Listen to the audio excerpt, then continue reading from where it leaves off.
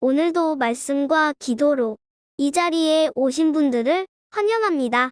오늘 본문 말씀은 사사기 9장 46절로부터 57절 말씀입니다. 심은 대로 거두게 하시는 하나님의 심판.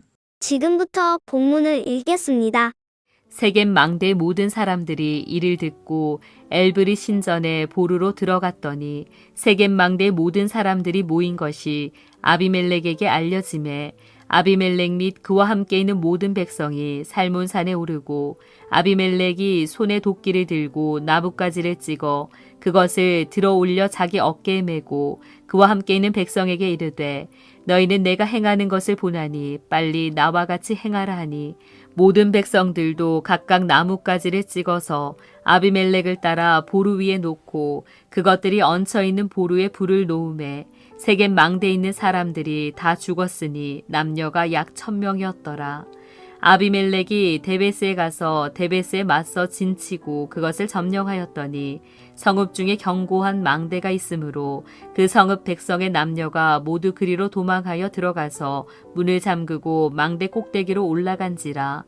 아비멜렉이 망대 앞에 이르러 공격하며 망대 문에 가까이 나아가서 그것을 불사르려 하더니 한 여인이 맷돌 윗짝을 아비멜렉의 머리 위에 내려 던져 그의 두개골을 깨뜨리니 아비멜렉이 자기의 무기를 든 청년을 급히 불러 그에게 이르되 너는 칼을 빼어 나를 죽이라. 사람들이 나를 가리켜 이르기를 여자가 그를 죽였다 할까 하노라 하니 그 청년이 그를 찌르매 그가 죽은지라. 이스라엘 사람들이 아비멜렉이 죽은 것을 보고 각각 자기 처소로 떠나갔더라. 아비멜렉이 그의 형제 70명을 죽여 자기 아버지에게 행한 악행을 하나님이 이같이 갚으셨고 또 세겜 사람들의 모든 악행을 하나님이 그들의 머리에 갚으셨으니 여룻바알의 아들 요담의 저주가 그들에게 응하니라. 본문 해석입니다. 지난 본문에서는 가알이 주동이 된 세겜 군대에 대한 이야기를 들었지요. 그들은 아비멜렉에 대하여 대항하고자 했으나 오히려 그의 부하인 스불에게 진압당하고 그 알은 쫓겨나고 세겜 군대는 허망하게 무너지는 것을 보게 되었습니다. 남은 세겜 백성들도 아비멜렉에게서 공격을 받아 밭에서 죽게 되었다 하는 사실을 우리는 듣게 된 것이지요. 오늘 본문은 세겜에 남아있던 백성들의 이야기입니다. 그리고 아비멜렉에게서 공격을 받게 되는 데베스 사람들의 이야기가 담겨 있고요. 하나님께서는 이 이야기들 속에 심판을 행하시는 하나님으로 우리 가운데 계시되고 있는 것을 확인할 수 있습니다. 본문을 통해 살펴보겠습니다. 첫 번째 문단은 46절에서부터 49절 말씀입니다. 세겜이 멸망당하다 하는 내용이지요. 세겜에게 닥친 환난은 무시무시한 것이었습니다. 그리고 이것은 곧장 모든 사람들에게 소문으로 퍼지게 되었지요. 잡히면 죽는다. 이 사실을 알게 된 세겜 사람들은 살아남기 위해 엘브릿 신전의 지하 창고로 몸을 숨깁니다. 여기서 엘브릿 신전이라고 하는 것이 나타나는 것을 보면 세겜 사람들이 얼마만큼 우상 숭배에 능했는지를 확인할 수 있습니다.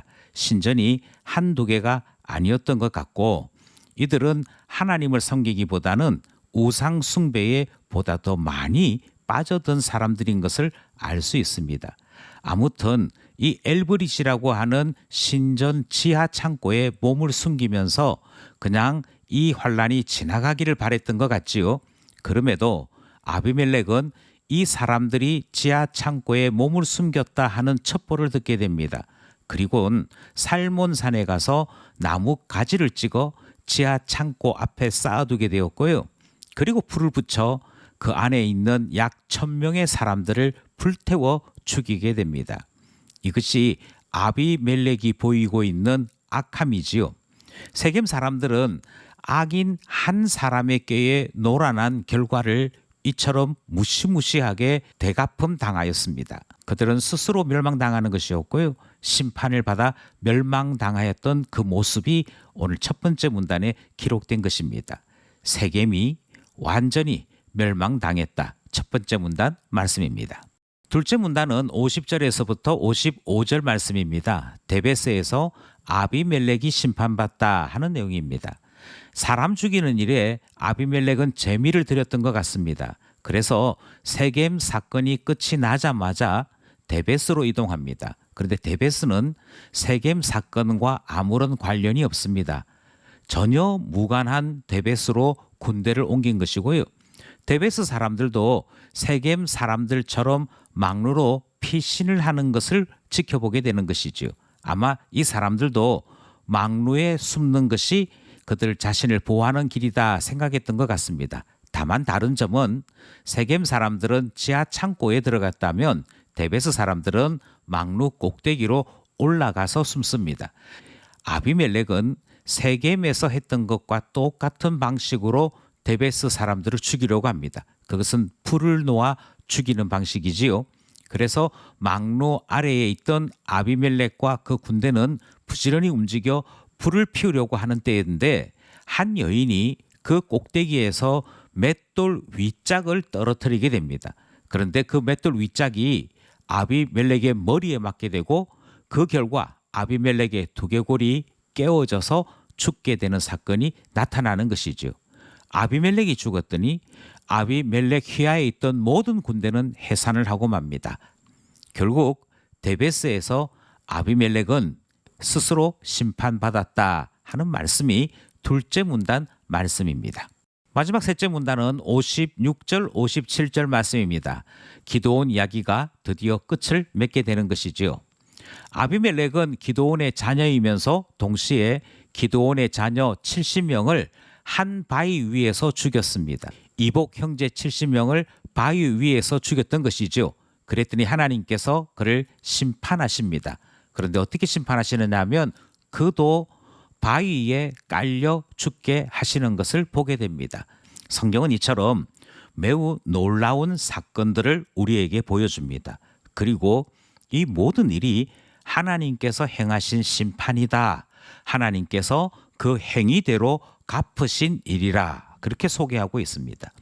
본문 어디에도 하나님께서 이렇게 하셨다 저렇게 하셨다는 이야기는 등장하지 않습니다. 여인 이야기가 등장했고 아비멜렉 이야기가 등장했고 세겜 사람 이야기와 데베스 사람 이야기가 등장했을 뿐입니다. 분명히 하나님께서 어떻게 하신 것은 보이지 않습니다. 그럼에도 불구하고 분명한 사실은 보이지 않는 하나님께서 사람들 사이에 역사하심으로 하나님의 심판이 나타났다 하는 사실을 우리는 확인하게 되는 것이지요. 아비멜렉의 죽음 이야기로서 길고 길었던 기드온 이야기는 끝을 맺게 됩니다. 그리고 기드온 이야기의 끝에 우리가 깨닫게 되는 것은 하나님의 심판은 분명히 나타난다 하는 사실이고요. 하나님은 아비멜렉을 심판하실 뿐만 아니라 세겜의 악행도 심판하셨다 하는 사실을 확인하게 됩니다.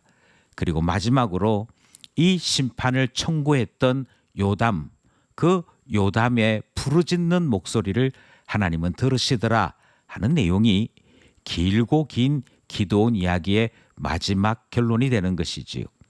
드디어 심판이 종결되었고 기드온 이야기가 끝을 맺게 되었다. 마지막 문단 말씀이었습니다. 말씀을 따라 기도하며 결단해 봅시다.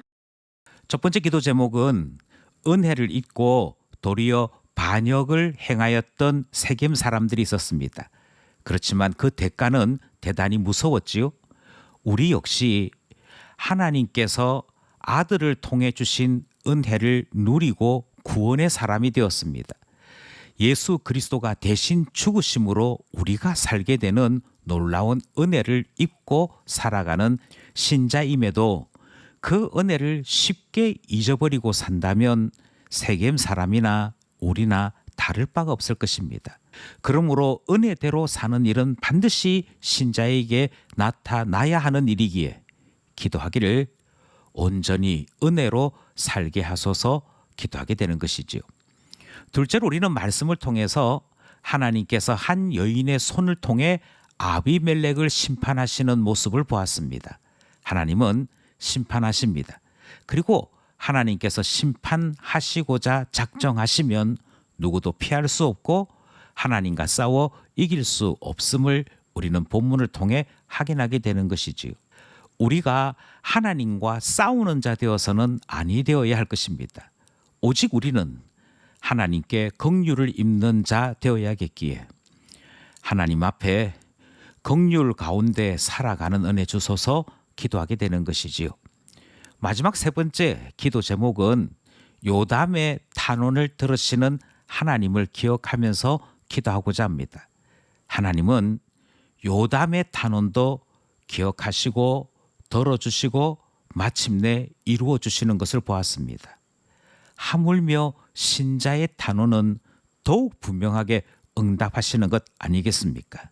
이 사실을 기억하여 말씀과 기도로 살아가는 신자 되어야겠습니다.